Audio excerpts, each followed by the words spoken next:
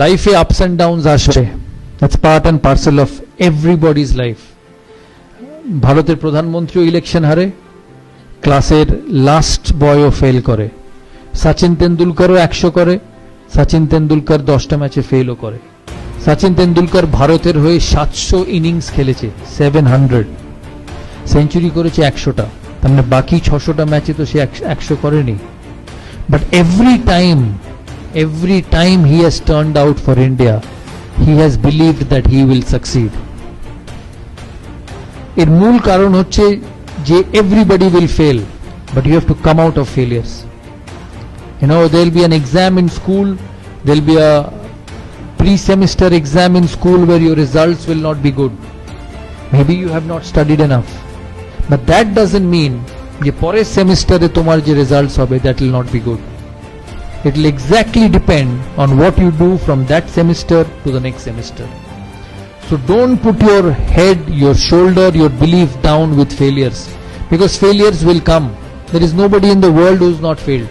Virat Kohli ke dekho, last 3 months hasn't got a run against Australia, hasn't got a run in the IPL. Shobai IPL dekho to? He is one of the best batsmen in the world, but he hasn't scored runs. কিন্তু এর কোনো মানে নেই যে পরের সিরিজে ও run করবে না। ও তখনই রান করবে না যখনই ও নিজে বিশ্বাস করে যে ও রান করতে পারবে না। But if he believes that he will succeed and he works towards being successful, he will succeed. আমি অনিল কুম্বলের একটা ঘটনা বলি বিফোর তোমাদের কাছ থেকে প্রশ্ন নেবার আগে। 2003 সালে ভারত অস্ট্রেলিয়া যায়। 2003 সালে ভারত অস্ট্রেলিয়া যায়, সেখানে অস্ট্রেলিয়ায় 2টো স্পিনার নিয়ে যেতে চেয়েছিল ভারতীয় সিলেক্টররা। আমি যখন ক্যাপ্টেন, আমাকে বলা হয় যে হরভজন সিং যাবে আর মুরলী কার্তিক যাবে। আমি ওই সময় জানতাম যে অনিল কুম্বলে যদি ওই ট্যুরে না যায়, অনিল কুম্বলের ক্যারিয়ার হয়তো শেষ হয়ে যাবে। And also I quietly believe that he was probably the best spinner in my team, but the best spinner is having an off time. So there are 2 ways to deal with it. Either you let him go and let a career get spoiled, or you put an arm around his shoulder and say, hey listen, I back you. আমি মনে করি যে তুমি successful হতে পারো। কারণ একটা মানুষ যখন বড় প্লেয়ার হয়, বা একটা তোমাদের মধ্যে থেকে কেউ যখন 10 বছর বাদে, 15 বছর বাদে, 20 বছর বাদে সাকসেসফুল হবে, সে এতদিন ধরে যখন সাকসেসফুল হয়ে এসছে, তার মানে তার অ্যাবিলিটি আছে, তার মানে তার ভালো জিনিস করার যে কোয়ালিটি সেটা আছে। কিন্তু কোনো মানুষের লাইফের গ্রাফ এক থাকতে পারে না। It cannot be the same. You will go up, you will go down. But that is when a genuine leader comes in. আমি তখন সিলেকশন কমিটি মিটিং চলছে, রাত্রিবেলা সেমিফাইনালের আগে অস্ট্রেলিয়ার টিম হবে। আমাকে সিলেক্টররা বললো যে ওই 2 জন যাবে। আমি মিটিংয়ে ঢোকার আগে জনকে বলি যে অনিল কুম্বলেকে যেতেই হবে অস্ট্রেলিয়া, কারণ ও যদি না যায় his career will come to an end. John agreed. জন বলল হ্যাঁ ঠিক আছে, অনিল কুম্বলে যাক। আমরা সিলেকশন মিটিংয়ে ঢুকি, 2 ঘন্টা, 2.5 ঘন্টা, 3 ঘন্টা সিলেকশন মিটিং চলে, কিন্তু অনিল কুম্বলেকে কোনো সিলেক্টর নিতে চায় না। আমি মিটিং শেষ হবার আগে অবধি বলি, যতক্ষণ না অনিল কুম্বলের নাম এই খাতায় লেখা হবে আমি এই মিটিং ছাড়বো না। অনেকক্ষণ তর্কাতর্কি পর সিলেক্টররা বলে ঠিক আছে, তুমি ভারতীয় টিমের captain, you are the captain of the side, I give you what you want. কিন্তু ভারত যদি ভালো পারফরমেন্স না করে, অনিল কুম্বলের আগে তোমার চাকরি যাবে। টিম সিলেক্ট হয়, অনিল কুম্বলে অস্ট্রেলিয়া যায়। অনিল কুম্বলে 5th টেস্ট সিডনিতে, লাস্ট ডে, যেটা স্টিভ ওয়াল লাস্ট টেস্ট, তোমরা সবাই দেখেছো হয়তো, স্টিভ ওয়াল লাস্ট টেস্ট, ভারতকে 7 উইকেট নিতে হবে টেস্ট ম্যাচটা, সিরিজটা জেতার জন্য। আমার সকালে অনিল কুম্বলের সঙ্গে দেখা সিডনি মাঠের ড্রেসিং রুমে। আমি অনিলকে গিয়ে জিজ্ঞেস করি যে Anil, this is one of the biggest days in Indian cricket, কারণ ভারত অস্ট্রেলিয়ায় গিয়ে অস্ট্রেলিয়াকে কোনোদিন হারাতে পারেনি, and we have a chance of beating them.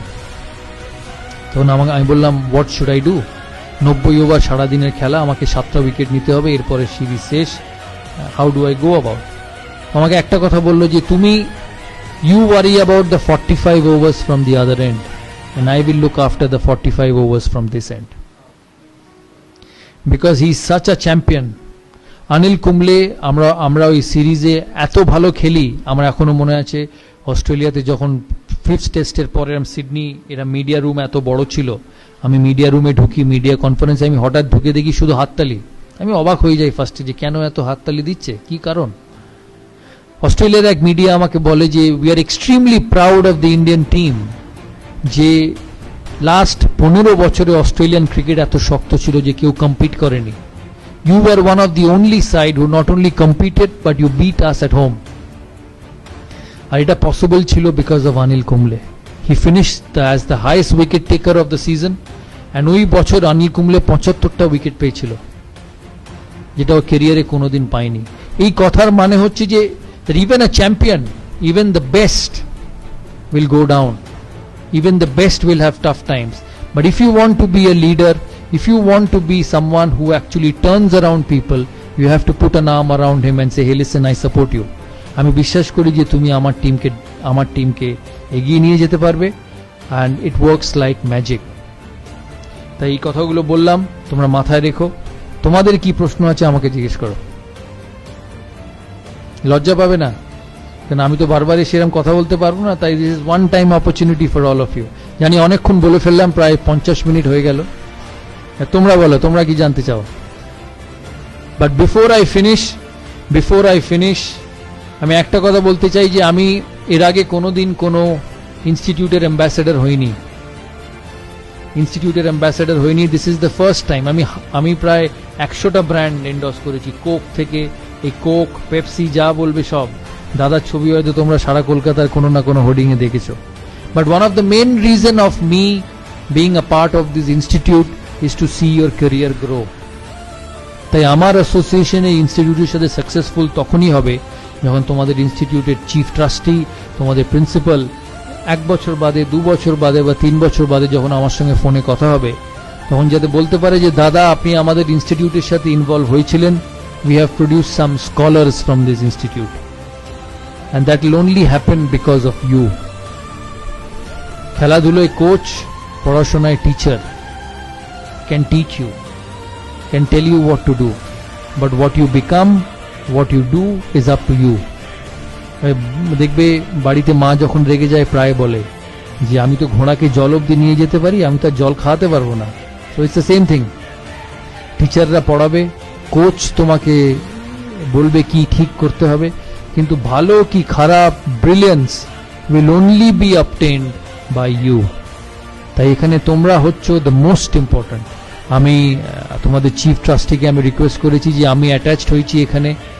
All what I want is a great environment for students to study, a great environment for students to showcase their talent and become the best. কিন্তু এই এনভায়রনমেন্টটা ধরে রাখার যেমন ওনাদেরও কর্তব্য, তোমাদেরও কর্তব্য। কারণ মনে রাখবে এই ইনস্টিটিউটটা ইজ ফর ইউ। এই ইনস্টিটিউট থেকে তোমাদের চিফ ট্রাস্টি বা মালিক ডিগ্রি নিয়ে বেরোবে না, ডিগ্রি নিয়ে বেরোবে তোমরা। So this institute, this facility is for you to make the most of it and become one of the most successful people one day.